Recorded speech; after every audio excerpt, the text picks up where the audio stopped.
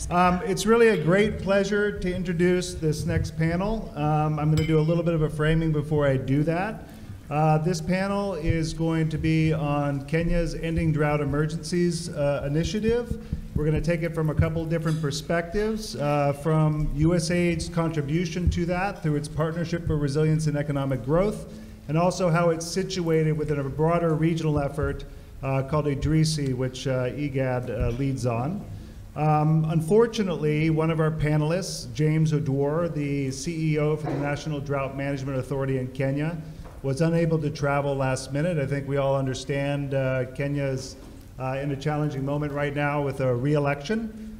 So we wish Kenya well, and James apologizes that he can't be here. I do want to acknowledge that James has been a stalwart champion of the Ending Drought Emergencies effort, and he's shared his slides with us, which I think Jason will walk through. It really shows a couple of things, and first and foremost, this is not a 5-year project cycle fix. This is a long-term vision, and in fact, that vision in Kenya started long ago. So we're seeing the fruits of seeds planted quite a while back. So James does send his regrets. So before I introduce the panelists, let me set the stage for those who aren't familiar. Kenya's Ending Drought Emergencies initiative and corresponding common programming framework are widely recognized as a forward-leaning country-led model for building resilience to recurrent crisis. We've got a consultant who was down in Malawi. Madeline, are you here? Oh, yeah, I'm here. Madeline is there. One of the most interesting things about the Ending Drought Emergencies initiative is the extent to which it's provided a model for other governments to learn from and adapt to their own context. Now, Malawi is not Kenya, but some of the framework outlined in the EDE was used as a model for something Madeline's been working on with the government of Malawi, their national resilience strategy. So I will, after the panelists have a chance to speak, I would like Madeline to sort of chime in on the sort of value of having models, African models that resonate with African governments. There's also a lot of other people in the room who've been involved in EDE. We've got Katie, who was involved at the start. We've got a lot of other people who have been involved in one way or another with the Ending Drought Emergencies initiative.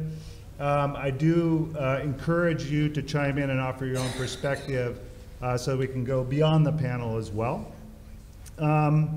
I think one of the great things about the Ending Drought Emergencies initiative and the common programming framework that came out of it's a collective vision that donors have actually aligned to. And that's a tough thing, I think, as Bafo was alluding to. Donors come in with their own perspective and priorities, and do governments really have a choice to refuse? Here, Kenya laid out a framework through a process that actually not only aligned their own resources, but the resources of donors, and donors have really aligned to it, and we'll hear about the perceived value of that as well. I won't go on too long about my own personal connection to Kenya, but I did live in Garissa in the 1990s, so I have a real sort of counterfactual in my head about what the arid lands of Kenya looked like then and what they look like now. And to be frank, I get a chance to go back every year or so, and it's not a linear progression. Things are really picking up steam.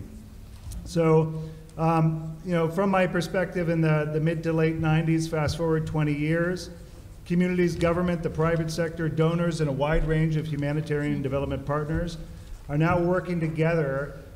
There used to be this saying, you couldn't do development in northern Kenya because the conditions weren't in place. And the choice was clear: do we wait for them to organically appear, or do we begin to put those conditions in place as we sort of build the plane as we're flying? And I think we've seen the value of doing that. And the government's Ending Drought Emergencies initiative is the shared vision for doing so. So now let me introduce the panel. First, to my right is Dr. Ayan Mohammed from the Intergovernmental Authority on Development, or IGAD. She coordinates and oversees the initiative on drought resilience for IGAD, known as IDRISI. You're going to have to spell out that acronym for us. And it's a critically important partnership for USAID. USAID chairs something called the Global Alliance, which is an informal network of donors that support IGAD and member states in the region. Again, going back to 2011, 2012, where we launched that effort, country-led, with the support of a regional institution. And I think what I've asked Ayan to speak to is we've had some uneven progress in the region, but the value of having a convening body, the value of having models in the region that other governments can replicate. Next to Ayan, we have Jennifer Maurer, who's the Resilience Coordinator for USAID Kenya and oversees the management and coordination of the Partnership for Resilience and Economic Growth, which she'll be introducing and speaking about. This partnership is USAID's contribution to the Ending Drought Emergencies Initiative, or its major contribution. And then finally, we have Jason Oyugi from Africa Lead, which is a USAID partner, and they run the sort of learning platform for the Partnership for Resilience and Economic Growth. Now, over the last 7 years, Jason's been working with USAID and local governments on capacity building for resilience, so welcome, Jason. I'll now hand over to Jennifer to get us started. Thank you, Greg. Greg did an excellent job of setting the context, and just an honor to represent this this presentation, because there's so many people in the room who could give it, as well as many members back in Kenya, because it is a collective effort of many players and many actors in moving forward with the resilience agenda, both for USAID as well as for Kenya, Kenyan government. So Doreen's going to help us run the machine, since I'm not familiar with the laptop, so I can just talk and focus on our presentation today. So Jason and I are going to bounce back and forth, so please bear with us. Since it's a learning event, I wanted to make it very clear we're learning and we're adapting as we go. And as everyone has indicated, the 2011 drought was the pivot point. USAID investments at the time were in northern Kenya were humanitarian assistance with I think one health program that operated in the same space. That all changed in 2012 with Greg Gottlieb's leadership and others forming what was internally known as the Joint Planning Cells. Has now taken on a life of its own, but Greg was at the forefront of that effort with one of his many trips to the region and leadership on that effort. So, and with that, the mission made some strategic choices. They pulled procurements back, they made modifications, and moved forward with what at that time was known as 952, which I will help explain in a bit. And it had its challenges. It operated in different ways. Some people would say we lacked a vision. Some people said we had a vision but didn't know how to implement it. But we charged forward because that's what needed to be done. With that came the growing pains. And the midterm phase, we had a team come out from Washington that helped us just take a look at what was working, what wasn't working. And with that, we identified a number of things that we could do differently, we could change. Some of the things were from the perspective of, we don't see USAID in the field. Others were, there's technical things that were working and that could be addressed and needed to be looked at. And there were learning activities that weren't procured, that weren't there to help us do some of the things we needed to do. So with that midterm kind of self-assessment review, we set forward on a new effort that we changed the name into 952 to PREG, which stands for the Partnership for Resilience and Economic Growth. And the key word there is partnership. And it's partnership with meaning. It's not just come for coffee and we leave and that's how you call it partnership. And so with that, we're going to set forth on our Partnership for Resilience and Economic Growth. Really is looking at how we bring together USAID's humanitarian and development partners to look at building resilience, creating economic opportunities, and what was the driving factor of everything in 2011. We're looking at how we could reduce humanitarian caseloads in the context of a drought. And with that, we set out on developing some core efforts of how we would implement. Everyone now knows USAID's words of sequencing, layering, and integration. Some of our partners, always want us to define it, wanted us to determine what it was, what it wasn't. And one of them said very simply one day, it's not rocket science, it's common sense. It's keep it simple, stupid. You need to do the things that need to happen. You know what they are. And so we move forward with some of our investments. We're co-investments from our OFTA and WASH programs to looking at how we could modify one of our contracts for any expansion on their Feed the Future investments had to be co-located with my colleagues' Food for Peace efforts, which were with the World Food Program. So just doing those types of things and adapting were some of the efforts that needed to happen there. So with those principles, we embarked on a number of different types of interventions across the scale of USAID funding streams. And we wanted to just give you a context of visually what we're talking about in northern Kenya. And so with that, here's a little bit of a voice of what's going on from northern Kenya in the context of the last 6 months. This has been recorded, but it represents the last 5 years worth of investments and change. And hoping technology works for us. The Partnership for dim the Resilience lights if and we can. Economic Growth was formed to bring together a platform for the different partners that are working in northern Kenya. We realized there's So with visual just is demonstrating some of the changes that have been happening through the implementation of some of the programs, and with the government of Kenya in devolution has made some of those things happen that wouldn't have happened over the last 4 years.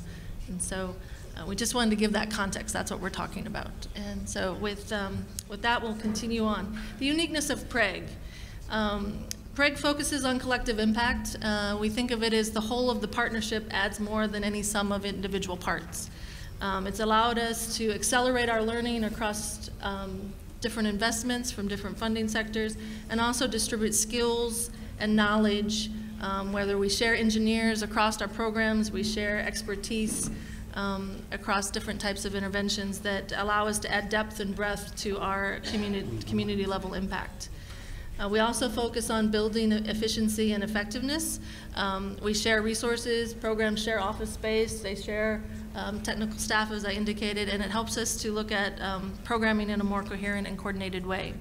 And then we also emphasize on continuous improvement. The partnership is always looking at ways to self-assess, and I think it speaks to the partnership and where we each challenge each other to improve ourselves. So if we see something we don't understand, we think is not maybe being done in the most effective way, we speak up and make it known, and look for solutions together in implementation. And then we also work on our mutual accountability and how partners can work together. We have different ways of responsibilities we look at. Everyone has a role in playing, whether it's in our Nairobi level, strategic planning level, or in our counties of focus. And so we look at ways that we can challenge ourselves to be accountable to the actions that we're contributing to the overall effort. And with that, I'm going to ask, Jason's going to take us through our proactive government partner that we have. And Greg couldn't have said it better, but we are very fortunate with our National Drought Management Authority CEO, James, to have both a professional, a colleague, and someone that works with us every day to advance our efforts. Thank you, Jennifer. I'm going to take a few minutes just to take us quickly through the EDE framework, as well as perhaps it's nice to speak now. At least we are beginning to shift from what we are doing in resilience to how we are doing it. And I think this is one of the things that the EDE framework is a good lesson for us to learn from, and hopefully I will benefit from those external parties who have interacted with the framework, as well as the NDMA as an institution. I think one of the things that has been underlying the conversations within the whole yesterday and today is the kind of system issues and going beyond the community level to the system issues. And one of the things that has supported the programming for resilience in Kenya is the enabling environment provided by the EDE framework, which is the Ending Drought Emergencies, as well as policy and leadership focus, political leadership from the government of Kenya, which provides a full framework that, as Greg rightfully mentioned, all development partners have aligned to, and that has been a wonderful thing. And I think what has happened, we'll speak to two things. One is the institutional architecture of NDMA as the focal point and coordination unit for the program, and then EDE itself as a programming framework for action. So the National Drought Management Authority actually has a bit of a shorter history than Kenya's interaction with the problem of drought.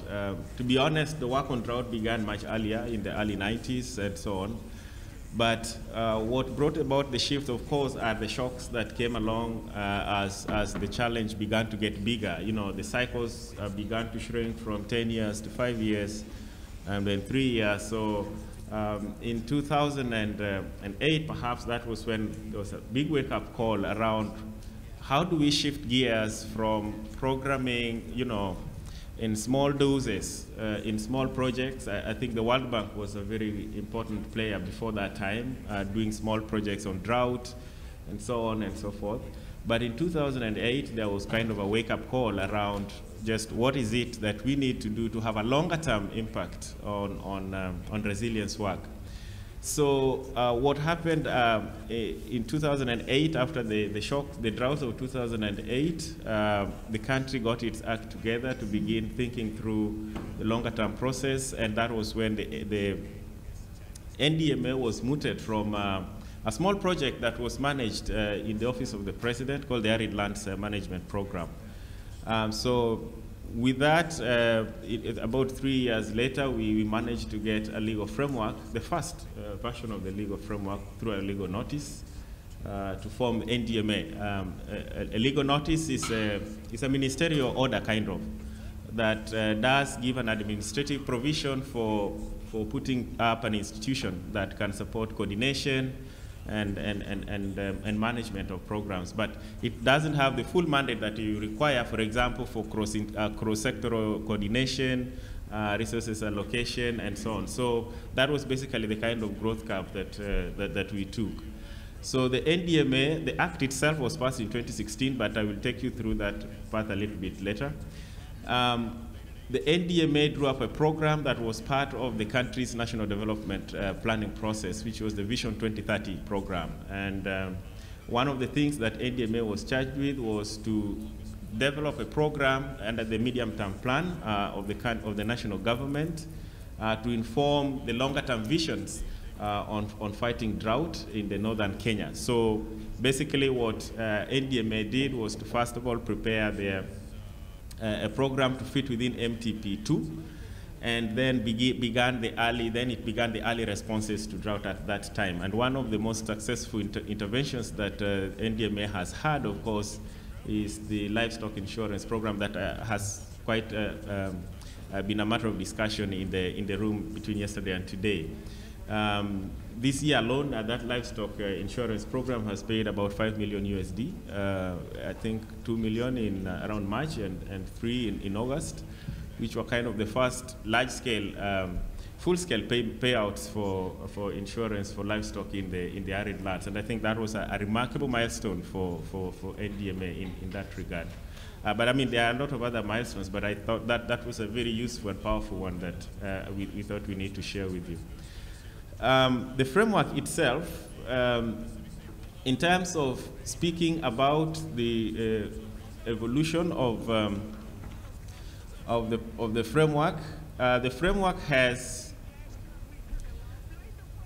4 pillars, which are basically the foundation pillars upon which the resilience work is done. And this is a complete policy shift from the small projects that were happening before. To what we got into in terms of long-term planning. So the pillars that we are dealing with are 6 in total. 4 are program intervention pillars, and the 2 are enabling governance pillars. So the 4 basically deal with areas that address vulnerability of communities directly. Peace and security, which is a governance issue. Climate proofing infrastructure, which is basically all types of infrastructure from roads to water to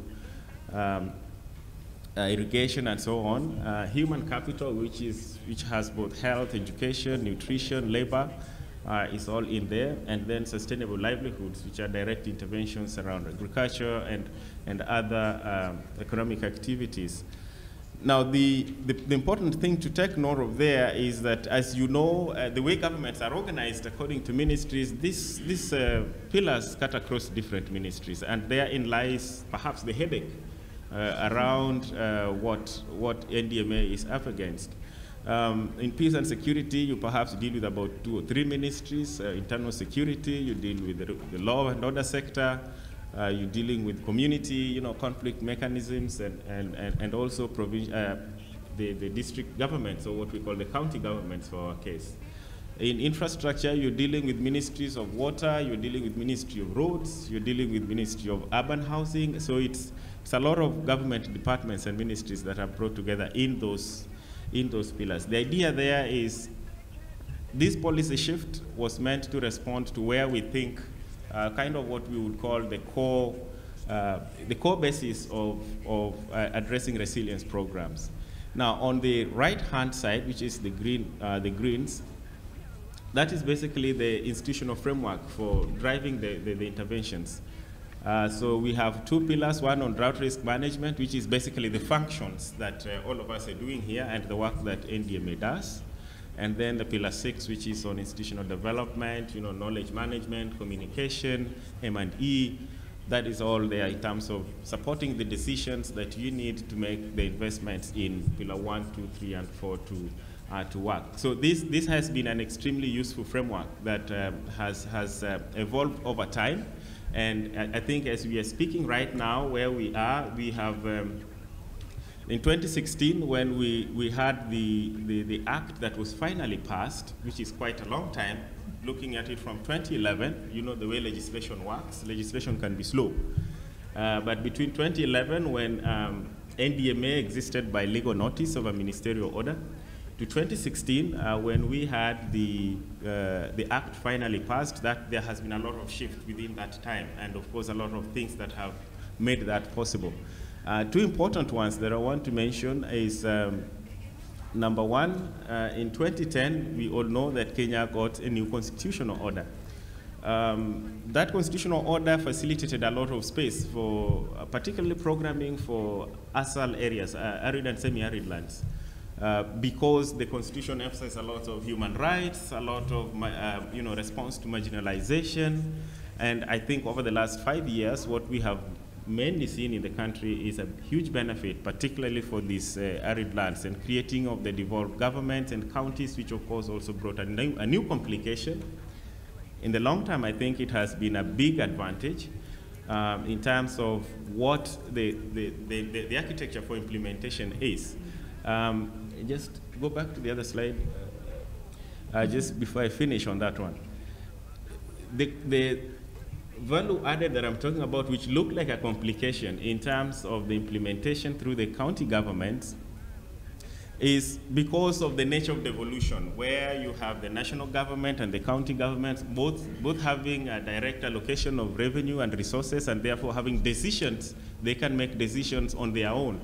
I think earlier in the morning we had from the measurement group that strong local governments help improve systems in terms of response and capabilities. This has been one of the biggest benefits that I think we have seen in the last drought cycle. We have seen a lot of reduced impacts, which we can correlate, one, to ability of local government to respond faster and better and smarter as well. And when it is coordinated by a strong functional national unit that has the overall theoretical framework and the management framework, then you kind of get a better blend. And I think that has worked very well. The other point that I think would be useful to mention in terms of the last 5 years is the legal framework that has now created NDMA as an independent organization. So that means it gets resources allocation directly from the exchequer, and that is very important for the institution itself to grow and to perform its functions. What we have seen over the last 2 years is that NDMA now has currently developed the Common Programming Framework, which is part of the longer-term National Development Plan as Kenya's platform for responding to drought in northern Kenya. And I think that's just been a big achievement for NDMA as well. Previously, issues around the arid and semi-arid areas were kind of marginal. I mean, we had NDMA, yes, we had drought emergency responses, yes, but those were always small pockets of programs, just like any other project. But this now has changed, and I think as we are going into the medium-term planning phase 3, this has become an important platform for the whole country to rally around drought-related response. You can go for. So as an institution, there has been quite some progress, of course, and challenges. One of the most important ones, which I've alluded to, is that Government of Kenya adoption of EDE is deepening and broadening. What that means, that is because of two reasons. One is the recognition of drought as an important part of our economic growth process, but also because NDMA now has the capacity to mobilize ministries and convene. That convening power was not there initially. So with a new legal framework and an autonomous agency, it has a convening power, and that's very useful. The other, of course, is the institutional framework which is in place. That is basically provided by the law and the governance structures and resources allocation. The budget is still not as big as NDMA would like it to be, but it's growing, and I think that's an important one. Strong donor commitment and donor self-organization has been another one.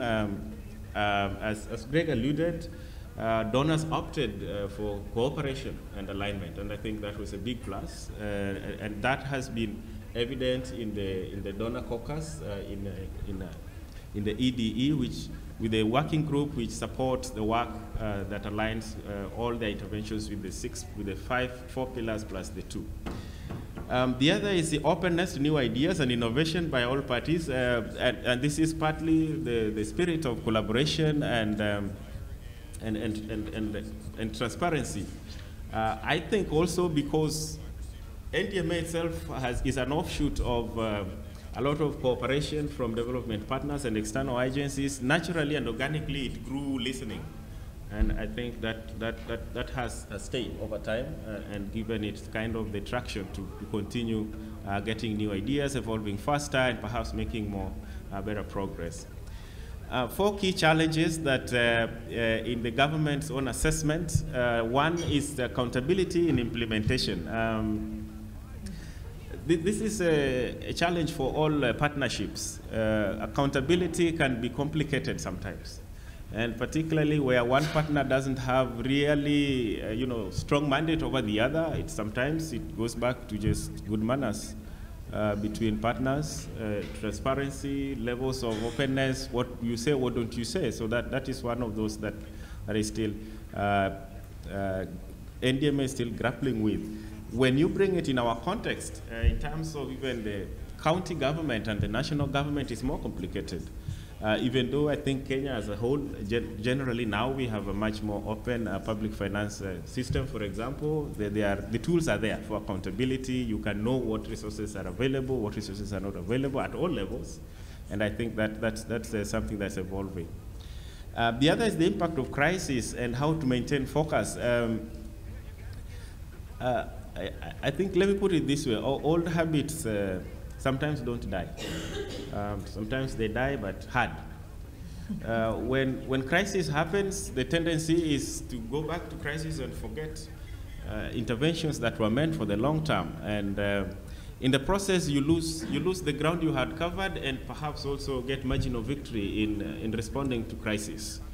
So most of the institutions, as we fight droughts and crises, still relapse and forget about the long-term interventions that are put in place for mitigation, and it's pretty easy to everyone to focus back on crisis, like I think we saw last year when we had a drought, an emergency, and all government departments get mobilized, and all of a sudden all resources are reallocated, and people forget what were the long-term measures that we had begun with, and in the process we lose the gains again, and kind of an uneven cycle of back and forth.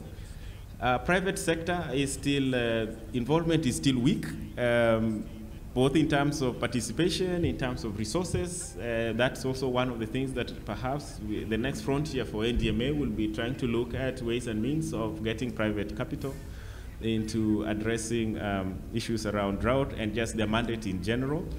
Then transitions in government, this has been a challenge in the sense that it's also a learning curve. We have come from, 50 years of centralized government. We got into a devolved system. we were transitioning year in, year out from one government to another, but also from one system to another. And those are also their own challenges. People in government will tell you they fight for space, power, and money. And that is normal, but I think over the next few years that's going to stabilize and everyone will find their space. But that has also been quite a challenge, which I think NDMA is one of the institutions, I must say, from my experience in Kenya, that has one of the national, because it's a national government institution, but it's one of those that has perfectly fitted within the local government, within the county government. If you go to the county government that in Garissa County or Marsabit or Turkana, you will find at the county level that most of the coordination groups on resilience programs, they are led by NDMA, which is a national government agency. In some cases, they are co-led by the county government and NDMA, but that shows you the level of adaptability as well of NDMA. Not many national government institutions have had that luxury to walk into the local government and chair a meeting where the local government come and say yes, because constitutionally that is not proper for us. And for NDMA to do that, that means it has a lot of goodwill from those local governments, and I think it has used it very effectively. So that transition, I think, has been managed pretty well. I think I want to stop at this point and then ask Jennifer to take over the rest of the section on PREG. Thank you. Thank you. Yeah, very good. So based on that, it's made the development partners and the USAID's efforts easier to work with in the context of aligning and coordinating around our efforts in Kenya. I think we need to go back one slide. In Kenya context of PREG's presence, we work across 4-line ministries, specifically as Jason has indicated, with the various pillars, the Ministry of Agriculture, Livestock and Fisheries, Ministry of Devolution Planning, Water, Irrigation, Health, just to name some of them.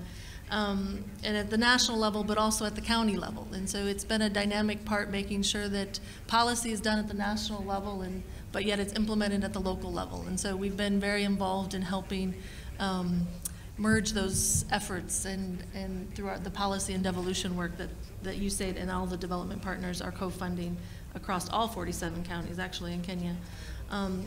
We also we work across here comes the 9 and the 5. Our geographic space for Northern Kenya, in talking about our resilience efforts, is 9 counties. We have the foundational investments from our Food for Peace office that work through the World Food Program. And then we've made a strategic effort to focus heavy investments in 5 of those counties. And those are the ones in shaded. So Turkana, Marsabit, Isiolo, Garissa, and Wajir, where we have at least a multitude of anywhere from 6 to 10 partners operating different activities in our heavy investment counties. The 16 represents the number of implementing partners, so contractual mechanisms. All of the folks who implement the sector activities, whether it's from WASH to devolution, conflict, natural resource management, climate change. There's 16 different implementing partners who engage in the PREG partnership, come with all of their needs, their issues, and their expertise. When it comes to USAID, there's 21 different staff members that engage across our mission from the 7 technical offices. So it's just to give you the context of the scope we're talking about of a partnership and a meaningful partnership. So with that, one of our other tools that we developed that kind of was one of the grounding ones to pull people together around something in the early stages was the PREG GIS mapping tool. So every single one of those 16 partners, including the UN agencies, map out their investments across 18 thematic areas, funding sources, implementation partner, and we're able to dissect it from different levels of coordination. We have identified specific targeted communities to make our decisions around investments and particular activities.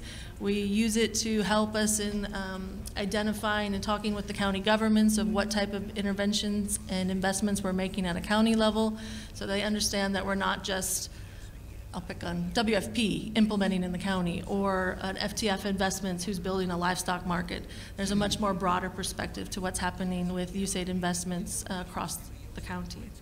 And so that PREG mapping tool, we have currently over 2,500 different community type investments that have been mapped, and every single partner has access to it. It's open for use by all in that use of that system. So it's been one of the pieces that drove the early stages of collaboration towards a meaningful collaborational effort. So impact, that's what everyone wants to know. What have we done? What's the result of all of this collective action and collective efforts across the board? So with various efforts that we were able to look at, we see the impact, looking at it from a perspective, it's not the impact here about USAID's investments. This is more looking at the impacts, whether from the government of Kenya's investment, the county governments, the international development partners, and even their own communities themselves. And so in our geographic zone, we've seen the increase in sales of livestock from 94 million to 128 million in our targeted counties. We've seen the 28% increase in women's diversity, and then also highlighting the 12% reduction of poverty prevalence. That was after our 2.5-year midterm process that was looked at. But again, it's not USAID investments impact, it's the investment impact across the board in the geographic space. And I think that's where we first had to go in saying, it's not USAID, we're not taking credit for this. We're contributing to this impact and taking it from that perspective, I think was one of the big changes, and thanks to Greg when he stepped in, that allowed us to stop counting our impact and others and not forcing it. We are going to show a little bit of USAID investment impacts though. So at activity level, because all of the different activities are contributing, we have seen just a couple examples where the private sector, we noted it, we dabbled in it in the first 5 years. We're going to go bigger in private sector because we feel that is where the sustainability is. We have had private as well as county level, civil society, other investments, but we have seen a matching funds for at least over 16.4 million in some of our counties. We've seen county governments actually increasing their investment for the water sector in one of the counties to $10 million annually. It's more than all the donor money combined. We're increasing our infrastructure. Those of you who know the Kenya program, there was a major infrastructure activity, both from a livestock marketing to partnering with 21 individuals, private sector members who were willing to put up anywhere from $50,000 to almost $1 million worth of their own capital to partner and make investments in northern Kenya to add value to the relative livestock sector interventions, whether it's processing camel milk to feedlots to animal feeds. Those types of businesses are all now operating in northern Kenya as we speak. So those are some of the actual investments that have been taken care of, actions that have been as a result of actual USAID investments on that slide. This all happened through what we consider our collective impact and some of the principles that we operate as PREG. We've developed a common agenda across the partnership. We have, which provides opportunity for learning. We do joint learning trips every 6 months. It's a caravan, it's a party. When we go to the field, the last one was in Turkana. We deep dived into nutrition, we deep dived into conflict and transition, because we're starting that conversation of transitioning. And there were 95 people in the room. In Turkana, Ludwar, we took over the town. But it's important that we all came to it from the different perspectives, and we had our colleagues from the Peace program that it's related to, actually referenced Pearl and is implemented by Mercy Corps here in the Turkana West part. And they brought their perspective of peace building, but then the greater partnership started to dissect it and talk about it and what it meant. And that's where the uniqueness of the partnership and the added value comes from, is when all the different perspectives start looking at the issues. We also look at it from a shared measurement perspective. We have the mutual reinforcing activities, which happen through our learning activity, which was another big addition in the midterm self-assessment, was we needed our learning activity to be up and running. and contributing to the overall efforts. And then communication. So as Jason indicated, the national government, the county governments have to communicate. Well, we as USAID have to, USAID sits in Nairobi, but all the partners are operating in the counties. So we had to increase our communication system and make it a full loop from Nairobi to counties, counties back to Nairobi, and we had to be responsive. We couldn't just hear what their issues were. We had to show that we were responsive. And so that we've adjusted that and made some improvements, and the counties are actually the ones who drive the demands of our communications versus the folks of us in Nairobi. With that, we just wanted to show some of our pictures that represent some of the impact. We've been very fortunate. We have senior policy officials from the U.S. government, or the U.S. ambassador, who's very supportive, who's very on point in ensuring that he helps and play his role in making sure the issues in northern Kenya are highlighted, especially in the current recent drought that we're in. Nutrition came out as a very important part of what was happening in northern Kenya, and he was very adamant about leading visits to northern Kenya and engaging and looking at how he could play his role in ensuring that the attention span and attention issues on nutrition were played out accordingly. And so just from his perspective, he spent time in our communities and making the point about strengthening communities before the crisis hits, not waiting for the crisis, and the role that Kenyans play in that, and the role that their partners play in that aspect. The next one is just showing the importance of our integrated approach and looking at the interventions from a community standpoint and how the access to water and the behavioral change is playing an important part in overall efforts in northern Kenya. And then the last one is a unique story, and I hope Greg bears with us so that we're about done. This community is Maresi. Maresi is in Turkana, about 2 hours and a half drive from Ludwar. And this community was chosen as a planned targeted community for PREG. So before we had interventions in this community, the team identified it as an opportunity for multiple partners to work together. They joint designed what interventions would be at that community site, and then they carried through the implementation, the monitoring, and now the learning. So we had interventions. The one photo shows that where Feed the Future was able to come in with a major infrastructure and build the water system for irrigation. And that resulted in the actual community is harvesting in the midst of a drought. And they are, to this day, they went through the entire drought of 2016 and 2017, where they were able to feed not only their own households in their community, but also take in others around them and, to be able to feed them and support some of the other communities nearby with a source of food. And so just making the point that on the PREG side, the planned activities at a community level are no longer individual activities' responsibility. They're a multi-sector approach with all the resources and added advantages and value that adds to pull together to have a collective effort at an individual community site such as this one. And with that, I'll turn it over to Jason to finish up. Okay, I'm going to show you 3 photographs, very interesting ones. This is the herding of cats. Collaboration, learning, and adaptation. I think those of us who are in the small lunch or tent of collaboration we had a small discussion around this. Collaboration is easier said than done. And I think one of the things that PREG has managed to put through in terms of collaboration is getting partners to accept the greater benefit in sharing results, sharing credit, and coordinating each other, particularly at the front side. You see, like this is a picture of the monitoring visit in August. It can be as complicated as 3 partners, each of them wanting their logo to be the one that is visible, to agreeing to remove all of them and putting one USAID logo. That's not easy. That's not easy.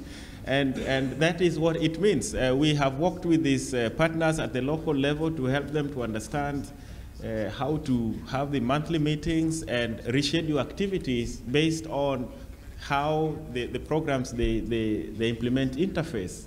I think that has been one of the biggest benefits of the collaboration. We have seen a partner who has to do a water project make their activity come the following month because this month they need to do something fast on NRM, on natural resource management or rangeland management. We have seen a program, one depending on the other, to do education because they want to do nutrition survey. So these are the kind of links that we are talking about, and I think to get there it has not been easy. In fact, even as we are talking, the collaboration sites, particularly for layering, are still very few. But I think the gist of the process is there, and I think one of the things that we have managed to cover, at least in the last 6 months, supporting them to have meeting together to do a joint work plan for the partnership, agreeing on how to use the layering maps to know who is doing what where and to report on what they have done so that they do not duplicate and they do not duplicate. That has been quite a challenge. So collaboration is one of those things that I think has is a work in progress. I can say it's really a serious work in progress. The next one is learning. On learning, learning is kind of a core value for a partnership. One of the things that you get from when you get one partner learning what to do from another partner, then you are sure a partnership is growing. When you get a monitoring visit, a joint visit, and partners go to continue doing things the same old way, then you have a problem. And those are things that we define in PREG and understand how can they be reinvested into the partnership. This picture is of an outcome of a learning process. One of the things that the partners learned in one of the sites in Turkana was that when you target only female-headed households, and women with nutritional messages, sometimes you miss the point. And they were able to learn from one partner that you need to go beyond the women on nutrition, for example. This is now a man. This is that yam? Is it? Doreen, you're the one who knows the fruit. Is it yam? It's a question.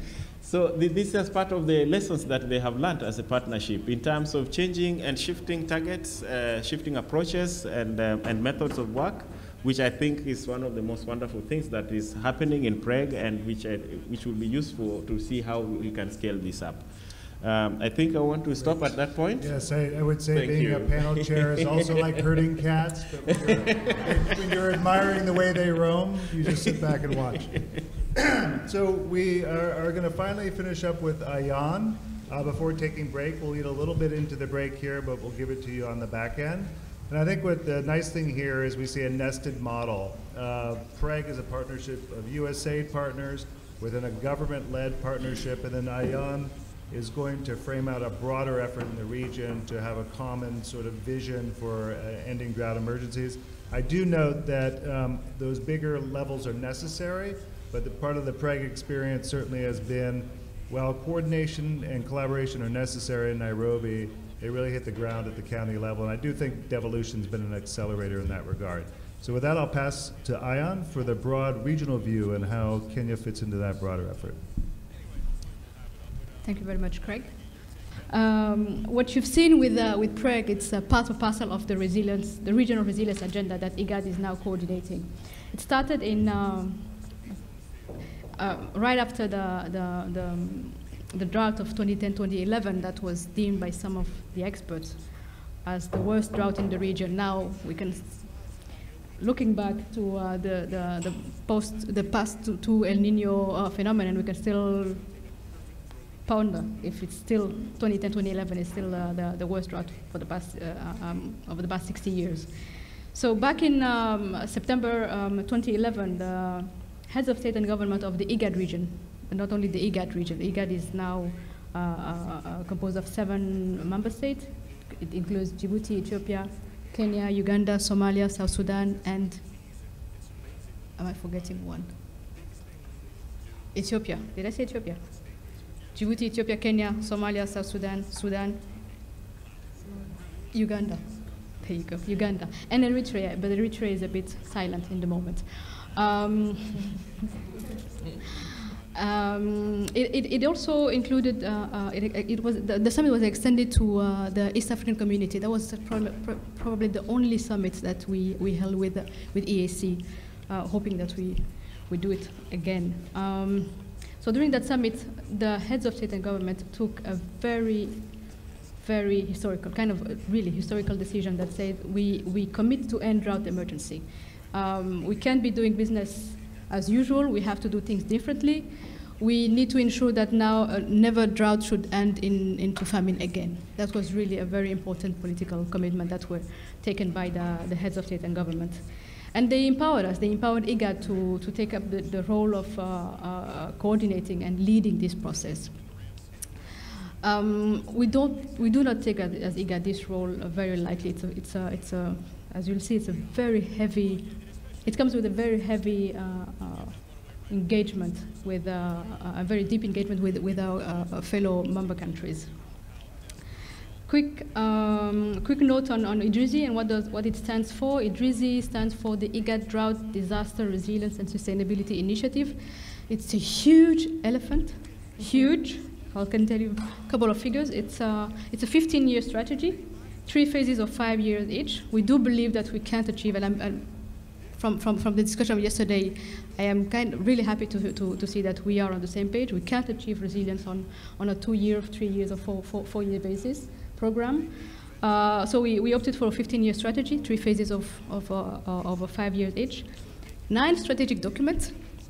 After we developed the IDRISI strategy at a regional level, we went back to our constituent, the member states, and requested that they develop their own now. They define their own priority intervention area, and that's how Kenya came up with the EDE, Ending Drought Emergency. That was the title of the summit, the Nairobi summit, the founding summit of the IDRISI agenda in IGAD.